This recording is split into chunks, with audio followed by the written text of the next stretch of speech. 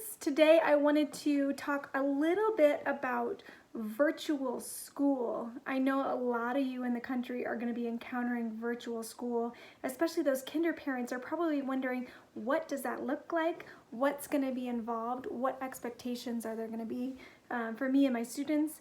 And from a mom who's been there last year, we had to transition super fast in our district to online virtual teaching. I can tell you that it's gonna be an interesting year.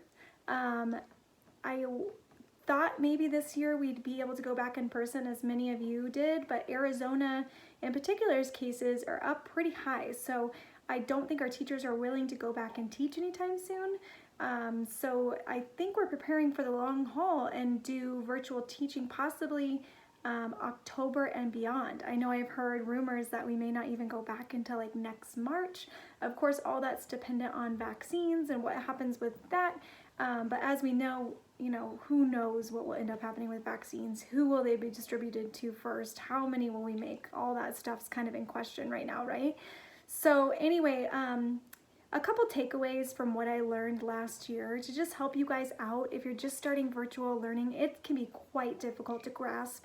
Most of ours is done on Google, Gmail, Google Classroom, and then Google Meetings. So I'm not sure if that's what your district is doing or whether you're doing your own homeschool path, but ours is done mostly on Google. And Chromebooks, you guys, I will say right off the bat, that's my number one tip right now, is that if you can afford it or if you can check one out from your district, Chromebooks are the greatest way to go. They are simply built for Google Classroom. So right off the bat, when you log into a Chromebook, it'll ask for your student email, essentially, your student ID, and it's all set up right there to just be logged in for your student, have everything right up in front. It's been a little more difficult working on a Mac computer. Apple, doesn't have quite the capacity that Google Chrome does for schoolwork and for what they need to do. So Google must have made a great agreement with the classrooms to kind of set that up easily. I'm sure that wasn't a mistake that Google, really maximized the classroom setting for that and made the transition to virtual learning quick and easy. And I've seen computers selling out like nuts online. And I've seen Chromebooks that range from $100 to all the way upwards of $700-800. They're cheaper than Apple computers tend to be, so that's good news. I was able to actually check one out from our school district with an insurance policy that cost me $30. So I'm not sure if you guys are able to do that as well, but it will come in handy. Get those computers. If your school district's offering, check them out. Don't feel bad. You're gonna need that big time. I really recommend that you guys get computers that have webcams. Make sure they have webcams. That's so essential and important. So that's my first little bit of advice, is make sure you have some type of computer. That's gonna be necessary. No phones, nothing like that is gonna work. Tablets, you're gonna need an actual computer, and that's gonna come in most handy for you. Now, I will say, as far as school supplies, you guys, you don't really need much. You really don't. I was overwhelmed last year as far as printing pages, and I was like, oh my gosh, there's 90 pages to this math packet. And I contacted the school and I was like, I don't want to print all this out. So they printed it out for me. I went and picked it up. You guys do that. You don't have to use all your printer paper, all your ink.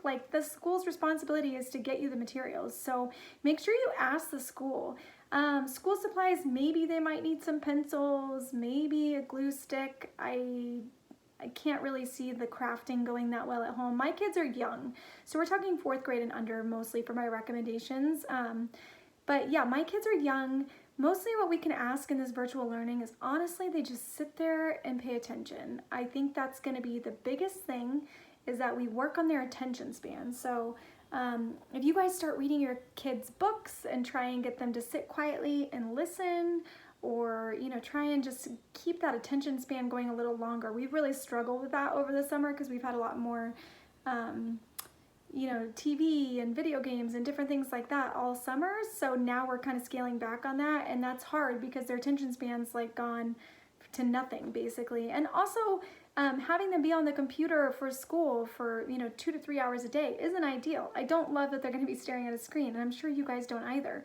So really, don't worry about the school supplies. And I will say, you guys, I have gotten so much awesome stuff at the dollar store for $1. A lot of times they'll have 2 glue sticks for $1, or a bunch of pack of pencils for $1. Erasers for $1. Like, you don't have to spend tons of money on school supplies right now. It's just not worth it for virtual learning. The most important thing that you should spend your money on, if you're gonna buy it, is a laptop or laptop cases or accessories for the computer, because those are gonna be the most important and valuable for your students' experience. And then I think my third tip would probably have to be, don't listen to other moms. Here I am giving you advice, but like, don't listen to other moms. When I first started out, I was panicking about how I was going to help my kids learn, what I was going to, do to help them get science and geography and history and math and all these different things completed, and so they wouldn't be dumb as box rocks. And I got so many websites, and the school will do that too. You guys, it is so overwhelming, because the school will say they need to do Khan for their math, and then they need to do this spelling program, and then they need to do this program for their writing, and then they need to do this online program. You guys, just try and focus on what the school's giving you, because I had so many moms like print me sheets on, like, you can go to this site for geography, here's the 50 sites. You can go to these sites for STEM learning, these are the 60 sites. Here's a great box kit that can be sent to you. Here's 80 math worksheets that you can do extra with your kids just for fun. It is a lot of websites, and it gets really overwhelming really fast. So I want to encourage you guys that it's okay to just like take a step back and make school number one, and whatever they're giving you to fulfill their guidelines first. And if you want to piggyback off of that, maybe that's cool. But really know your limits and what you can handle, because I got myself in like way over my head with all the different websites, and I wasn't ready for that. The school emailed me like 6 different websites and login and Zoom calls, and it just gets really overwhelming. And I think really what's most important is for you to be honest with your kid's teacher on what you guys can handle. I don't think the school districts can honestly require much of you guys that you don't have time for. So what I mean is, you can do the classes at your own pace and at your own leisure and at your own time. They can't say, because you worked from 9 a.m. to 6 p.m., now you got an F because you didn't show up to our Zoom call. That's just not feasible. Like, you can definitely argue that as a parent. Like, we're not going to be able to go in for that. What can you give me that will work for my schedule and work for my student? So I think that's important that you guys just communicate with the teachers, help them help you. That's what they're there for. Even though they're not teaching in person, their job is really still to get you materials that work for your student and work for you guys. And if computer learning is not working, ask for packets. Ask how else you can make this school thing work for you guys. We are doing the school district online curriculum, and then hopefully eventually go back in person, because it's free. There's a lot of great homeschool packets and programs that you can purchase on your own and get going that way if it's just too overwhelming with the Zoom calls and the computers and things. So my main takeaway from this for you would be, know your limits, communicate to the teacher. It's okay that, this is hard. It's hard. And it's okay to feel overwhelmed, because it's overwhelming. So I just want to encourage you to just not feel bad. If this isn't for you, if virtual learning isn't for you, that's okay. It's not for many of us, you guys.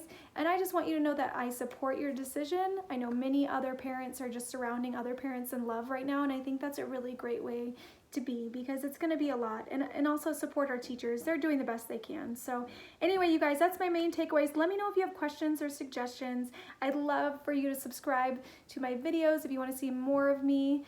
Who doesn't, right? And I'd love to know more about you as well. So drop me a comment. Let me know who you are, where you're from, and what your school year will look like. Thanks, guys. We'll talk to you next time. Bye.